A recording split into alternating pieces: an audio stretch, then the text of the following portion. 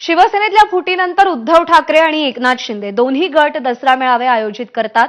त्याप्रमाणे आज ठाकरेंच्या सेनेचा दसरा मेळावा दादर इथल्या शिवाजी पार्क इथे पारंपरिक पद्धतीने होईल। यावेळी उद्धव ठाकरे काय बोलतात आणि आगामी महापालिका निवडणुकीच्या पार्श्वभूमीवर काय घोषणा करतात याकडे सगळ्यांचं लक्ष लागलंय। दोन्ही ठाकरे बंधूंची जवळीक वाढल्यानंतर होणारा हा पारंपरिक दसरा मेळावा आहे।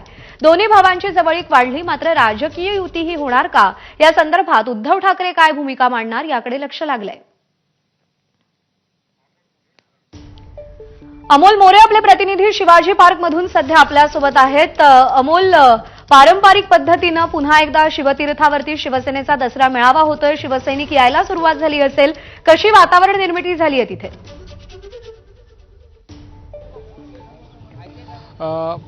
जसं तू म्हटली स्वाभाविकपणे हा दसरा मेळावा महत्त्वाचा असतो राजकीय दृष्ट्या, पण आता जर आपण बघितलं तर अगदी काही वेळापूर्वी म्हणजे शर्मिला ठाकरे जे शिवसैनिक शिवतीर्थाच्या बाहेर उभे होते त्यांच्यासाठी त्यांनी मिठाई दिली, त्यांच्याशी संवाद साधला, त्यांना सोनं दिलं आणि अशी इथली एक साधारणपणे इथलं वातावरण दिसून आलं। दुसऱ्या बाजूला जर बघितलं तर आत्ता काही हे शिवसेनेचे कार्यकर्ते प्रमुख आहेत, इथले काही पदाधिकारी आहेत जी अगदी तयारी म्हणजे स्टेजवरची काही जी किरकोळ काही जी कामं राहिलेली होती ती तयारी संपूर्णपणे अंतिम टप्प्यात आलेली आहे।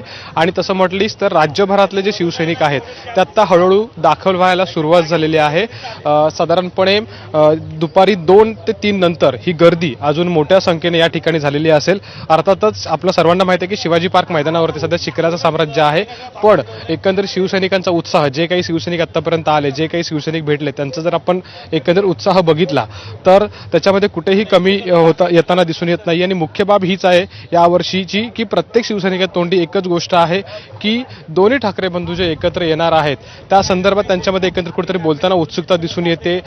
काय भाषण होईल आजच्या ह्या दिवशी उद्धव ठाकरेंचं याच्याबद्दलची उत्सुकता दिसून येते। तर जे काही शिवसैनिक मराठवाड्यातून आले, जे इथं आपल्याला काही वेळापूर्वी भेटले, जशी आपण बातचीत देखील केली, त्यांचं म्हणणं असं आहे की कर्जमाफीच्या मुद्द्यावरती साधारणपणे कुठंतरी उद्धव ठाकरे जे आहेत किंवा उद्धव साहेब जे आहेत ते बोलतील। आणि दुसरीकडे बघायला गेलं तर आता अगदी महानगरपालिकांच्या निवडणुका लागतील त्या पार्श्वभूमीवरती देखील उद्धव ठाकरे शिवसैनिकांना काय दिसतात याच्याबद्दलची उत्सुकता सध्याच्या घडीला जर बघितलं तर आपल्याला या शिवसैनिकांमध्ये दिसते। तयारी मात्र अंतिम टप्प्यात आलेली आहे।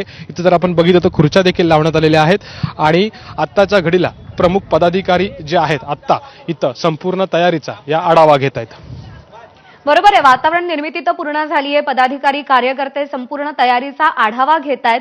आपण पाहतोय की सगळीकडे भगवे ध्वज देखील लावण्यात आलेले आहेत शिवतीर्थावरती। सगळ्यात महत्त्वाचा प्रश्न हा आहे की सातत्यानं 2 दसरा मेळावे सुरू झाल्यानंतर शिंदेंच्या मेळाव्यावरती शिवसेनेकडून, ठाकरेंच्या शिवसेनेकडून टीका केली जाते, पण आजचा दसरा मेळाव्याचा फोकस नेमका कोणकोणत्या मुद्द्यांवर असेल अमोल?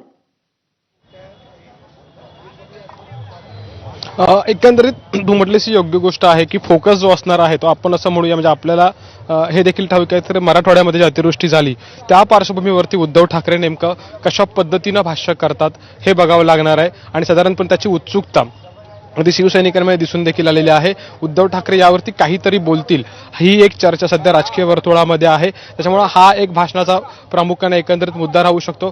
दुसरी गोष्ट जी आहे की मगाशी जसं म्हटलं तर दोन्ही ठाकरे बंधू राज ठाकरे आणि उद्धव ठाकरे यांच्याबाबत म्हणजे यांच्या एकत्र येण्याबाबतचा सस्पेन्स मागच्या काही दिवसांपासून कायम आहे। अर्थात दोन्ही बंधूंच्या गाठीभेटी अनेक वेळेला झालेल्या आहेत, पण अधिकृतपणे त्याच्यावरती आजच्या या दसरा मेळाव्यामध्ये काही चर्चा होणार आहे का याच्याबाबतची एकंदरीत उत्सुकता किंवा त्याची चर्चा आपल्याला दिसून येते। आणि तिसरी जी गोष्ट आहे ती म्हणजे निवडणुकांची।